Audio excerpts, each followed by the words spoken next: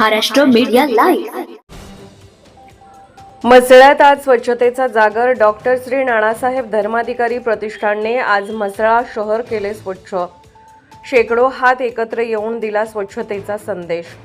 म्हसळा तालुक्यात डॉक्टर श्री नानासाहेब धर्माधिकारी यांच्या जन्मदिनी स्वच्छता मोहीम राबवून आज संपूर्ण म्हसळा शहर स्वच्छ केले आहे.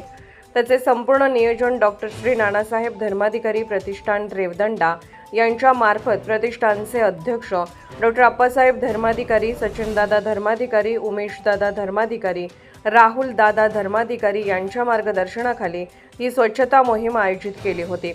डॉक्टर नानासाहेब धर्माधिकारी यांच्या जयंतीनिमित्ताने हा उपक्रम हाती घेण्यात आला होता.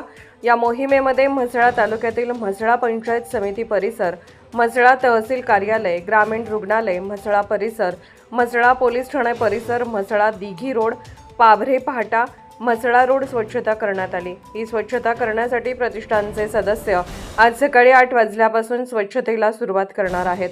या मोहिमेमध्ये नगरपंचायतचे नगराध्यक्ष अनिकेत पानसरे, स्वच्छता विभागाचे प्रमुख कर्मचारी, पोलीस निरीक्षक रवींद्र पारखे, त्यांचे कर्मचारी, हिंदू संघटना म्हसळा अध्यक्ष समीर बणकर, महादेव पाटील व पदाधिकारी उपस्थित होते.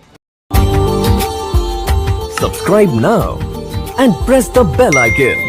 Never miss an update.